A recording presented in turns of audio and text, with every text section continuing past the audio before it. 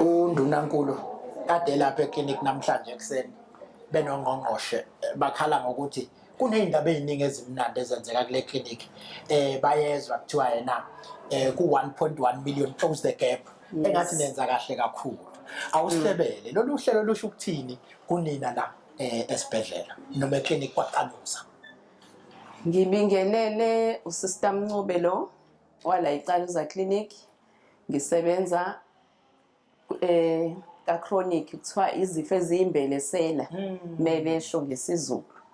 Okay, njengoba sechazile kuba maphisa u 1.1 million wakhelwa ukuthi kubuyiswe labantu abalahlekile kutholakalile ukuthi ene ba 1.1 million abantu abalahlekile eSouth Africa iyonkana abalahlekile abadla amaphilisi abaqala amaphilisi base bewayeka belahleka baphele amandla endleleni. Absolutely. So lapho ke siyababuyisa ke abantu ke kwaqhamuka ke nohlelo luthi 1.1 million gap closing the gap. Yes.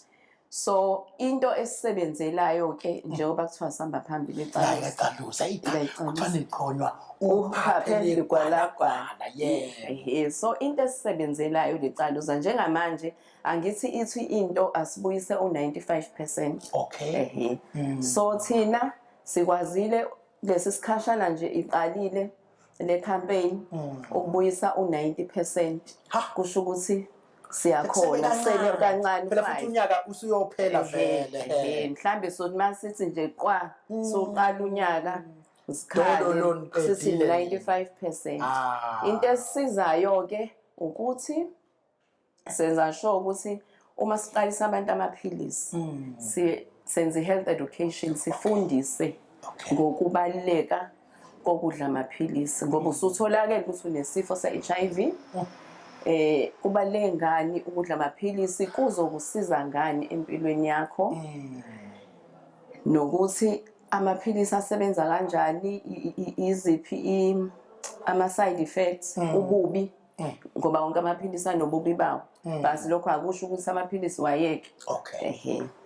Siphinde sifundise nalaba asuke bawaqala amaphilisi angithi siyababuyisa yibo laba bawaqala sebebuyela kona bese siyabachazela ukuthi kubaluleke ngani ukuthi ungawayeki amaphilisi ngoba uzoba nenkinga eziningi uzozithola usunezifo eziningi njengo TB kulula ukuthola TB kulula ukuthola meningitis uma ungaqala amaphilisi kufana nenyoka uma uzoyisukela isemgodini angithi u-HIV asithi igciwane liningi ligcwele lini bese uyaqala ngamaphilisi ulidambisa ulithi njengenyoka shone phansi shone phansi emgodini uwayeke amaphilisi igcwele lizovusa ikhanda njengenyoka kukanjalo livuke selinolaka kakhulu futhi ke lapho ke asakwazi ukuthi sikulekelele kakhulu siyazama but singasezokwazi ukulekelela kakhulu.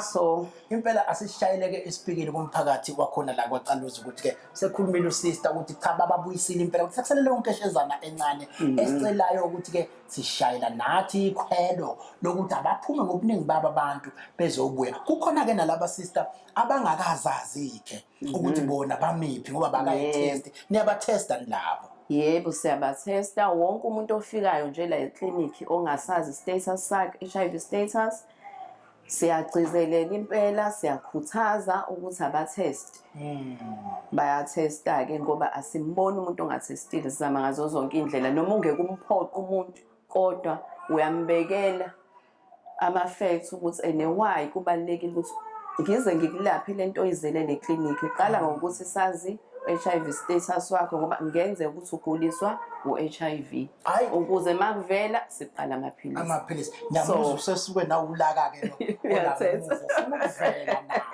ngoba siseklinik kwaQaluza Clinic sixoxa kamnandi no sister esibekela ngithi kuyi close the gap basebenze kanjani njengoba sibungaza usuku lwengculaza namhlanje. Siyabonga.